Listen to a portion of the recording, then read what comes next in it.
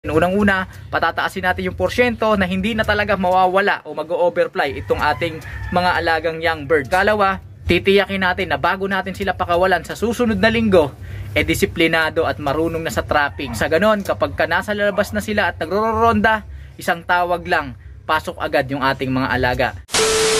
Yo, what's up mga kalapatid? Sa magandang araw sa inyong lahat. Welcome back dito sa ating channel, Chocobulok TV. And for today's video, samahan ninyo ako sapagkat sa episode na ito, magtuturo tayo sa ating mga alagang mahihinang nilalang. Yan yung mga young birds na yan, yung dalawang yan, at saka yung isang itim na naririyan. Sasamantalahin nga natin yung pagkakataon na habang sinacharge natin o pinapahinga para mabalik yung nawalang lakas nitong si Angel para sa darating na linggong final lap ng summer race sa aming club, magtuturo muna tayo dito sa ating mga mahihinang nilalang. Nakagawa na nga tayo ng dedicated episode sa ganito nating ginagawang pamamaraan, pero sa mga hindi pa nakapanood, ilalagay ko dyan sa screen yung ating thumbnail at yung link sa ating description para inyong masundan. Pero sa episode na ito mga kalapatids, pagsasabayin na natin. Ano nga ba yung gagawin natin? Unang-una, patataasin natin yung porsyento na hindi na talaga mawawala o mag-overfly itong ating mga alagang young birds. At ikalawa, titiyakin natin na bago natin sila pakawalan sa susunod na linggo, disiplinado at marunong na sa trapping yung ating mga alaga. Nang sa ganon, kapag nasa lalabas na sila at nagroronda, isang tawag lang, pasok agad yung ating mga alaga.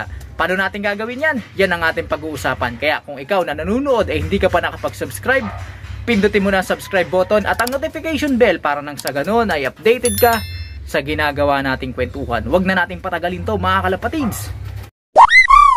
Ulit, hindi tayo veterano, hindi tayo eksperto at lalong hindi tayo henyo sa pag-aalaga ng mga ibon. Ibinabahagi lang natin yung mga pamamaraan at mga karanasan na nagdulot naman ng positibong resulta dito sa ating pag-aalaga. At ganoon din, bago natin talakayin yung mga nabanggit natin sa unahan, i-update ko rin kayo mga kalapatids na kanubi sa estado ng pagtuturo natin dito sa ating mga alaga, kasi napaka-importanting matukoy ninyo kung ano na yung mga alam at kasanayan ng mga ibon ninyo kapag kayo ay nagdidisiplina sa kanila. Itong ibon na tatlong young birds na ito, ayan, ay tapos na sila sa viewing period. Ano ba yung viewing na yan? Madalas naririnig yan ng ating mga kanubi at yung iba dyan ay walang idea. So balik tayo dito sa basic mga kalapatids, mabilis lang. Ang pag-viewing ay ang paglalagay dito sa ating ibon, normally mga inakay o kung mga old birds ay mga newly acquired, inilalagay natin sila sa isang parte ng ating kulungan o yung loft kung saan meron silang access sa kapaligiran.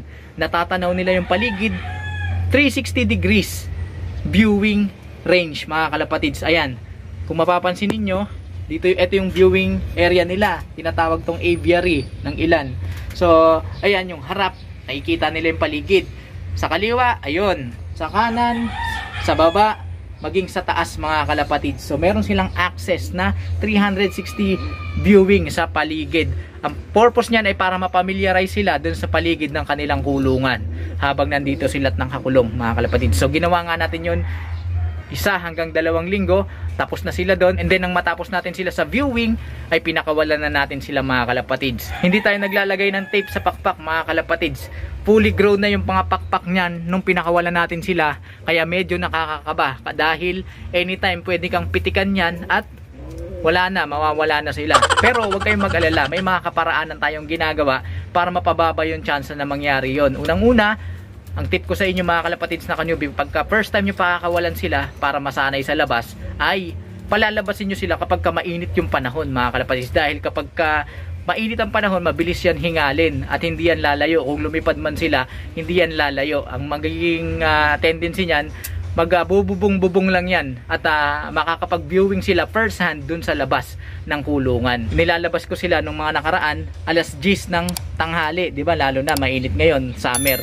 Sinasamantala natin yung pagkakataon. Gagawin nyo yun, kailangan busog yung ating mga alaga, kasi pagka kung sakasakaling pumitik yung mga yan at gutom, ay baka makitukayan dun sa ibang kulungan at madadagit, mabibihag sila. So para maiwasan yun, kailangan busog at fully loaded yung ating mga alaga para ang nasa isip na lang nila ay paano sila makakauwi, paano tuntunin yung kanilang tahanan para makabalik sila dito sa kanilang kulungan. So kailangan busog mga kalapatids ng kanubi. At ang ginagawa ko pa para matanggal ng kaunti yung ating mga kaba, lalo na pagkapaborito natin yung ibon at ayaw nating mawala, ginagawa ko, pinapaliguan ko muna yan sila mga kalapatid. Force bath, ilulublob ko yan sa tubig, and then after nun, saka ko sila ilalagay dun sa bubong doon sila magpapatuyo. So habang nagpapatuyo sila, nakakapag-viewing na rin sila. Ulit mga kalapatids, tapos na sila sa period na yon. Pinaalala ko lang kasi hindi nyo pwedeng i-skip yung mga ganyang bagay mga kalapatids na palalabasin nyo ng walang viewing. Kailangan may sistema kayo na step by step para nang sa ganun ay bumaba yung chance na mag-fly away or mag-overfly yung inyong mga alaga. So tapos na sila mag-viewing, tapos na silang pakawalan sa unang pagkakataon. At eto mga kalapatids, pag nakita nyong rumonda yung inyong mga alaga, umiikot na, nagsasanay ng lumipad at nasisihan na, rumuronda na, ayun, doon na nagsisimula ang ating gagawin sa episode na ito. So nung nakaraan nga, itong mga to, rumonda na yan, nag-ikot-ikot na dito sa ating paligid ng ating baratang kulungan. Pagka nakita nga natin ang signs na yun na rumuronda na yung ating mga alaga, ay yun na ang sinyalis mga kalapatids na kailangan na natin silang disiplinahin. Dahil ang mindset na yan, ay naku, ang sarap palang lumipad, ang sarap pala sa labas, lilipad ng mga yan, lalo na't young birds pa yan. Ang tendency, mapapasarap, pwede silang mahatak sa iba, sa malayo, o kaya naman ay madakma. Kasi mga young birds pa yan, medyo may kaamuan. Para maiwasan yan mga kalapatids na kanubi, kapag nakita natin silang rumonda o umikot na sa ating paligid ng ating kulungan, pag pumasok yan dito sa ating kulungan, ay binabartulina na natin yan. Ano ba yung pagbabartulina ulit? Eto mga kalapatids, pagbabartulina, ilalagay lang natin sila dito sa ating kulungan, hindi natin sila pakakawalan. Ginagawa natin yan 1 linggo hanggang 2 linggo mga kalapatids, nakakulong lang sila dito, magbuburyo lang sila dyan. Bakit natin ginagawa yon?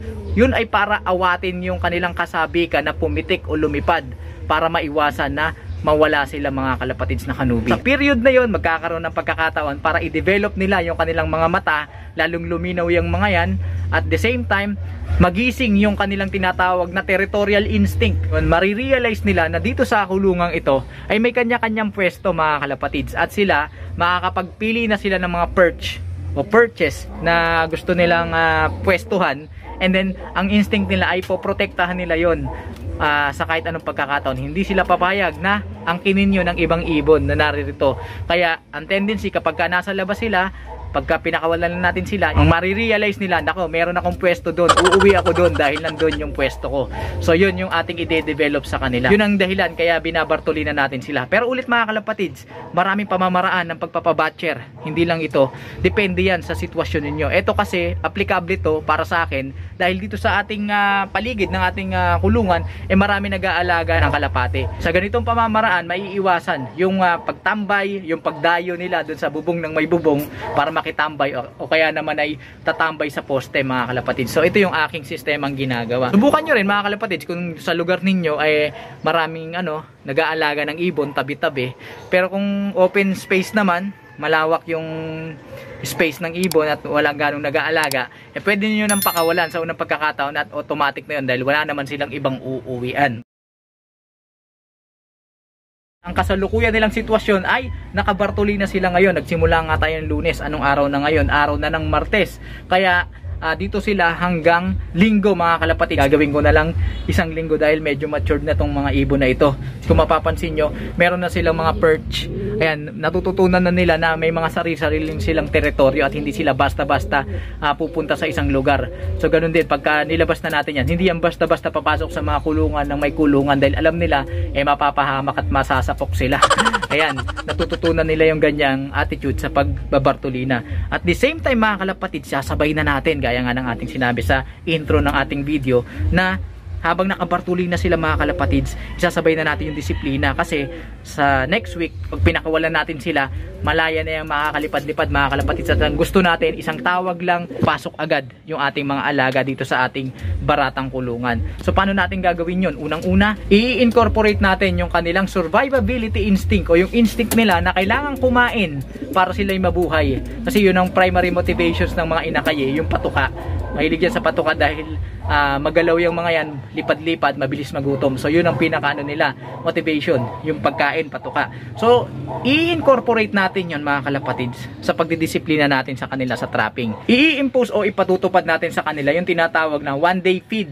O ibig sabihin nun mga kalapatids na kanubi, sa isang araw, isang beses lang natin sila pakakainin. At every time na magpapakain tayo mga kalapatids, eto napaka-importante nito. Every time na magpapakain tayo sa kanila, ay pipito tayo, sisipol tayo, tatawagin natin sila. Nang sa ganon, makukondisyon sila. So makikita nyo sila ngayon, nasa loob sila ng kulungan. Kahit nandito na sila sa loob ng kulungan, pagka magpapatuka tayo, pipito pa rin tayo mga kalapatids. Hanggang sa matanim sa utak nila at makondisyon yung utak nila na kapag narinig nila yung tunog na yun, nako, ayan na yung tunog, break time na, kakain na, chibog na. So yun ang ating ituturo sa kanila. Pag dumating ang panahon na nasa labas na sila ng kulungan at nagro-ronda, pag narinig nila yung tawag natin na pumipito tayo, alam nila ang nasa isip nila, nako, chibog na, pasok na yan dito sa ating baratang kulungan.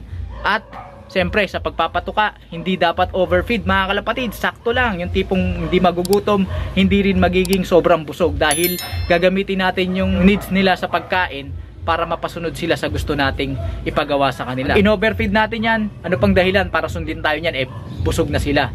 So yun ang ating gagamiting kasangkapan para mapasunod sila sa trapping na ituturo natin. Isa pang mahalagang bagay mga kalapatids na kanubi na dapat ninyong tandaan, wag na wag kayong magpapakain ng ibon hanggat maaari. Wag na wag kayong magpapatuka ng ibon na young bird sa labas ng kulungan. Kasi pagka nakaka-access sila ng pagkain sa labas ng kulungan, ano pang gagawin nila? Ano pang dahilan para pumasok sila sa loob ng kulungan? Dun sa labas nagagawa nilang gusto nila at meron dun pagkain. So big X yun mga kalapatids na kanubi. Pagka magpapakain kayo, sa loob lang ng kulungan para maintindihan nila at maunawaan na ang kanilang pagkain na kailangan ay matatagpuan lang sa loob ng kulungan. Kaya pag tumawag kayo, sumipol kayo at narinig nila yon, alam nila ang kanilang pupuntahan sa loob ng kulungan. Hindi totoo yan, bola lang yan.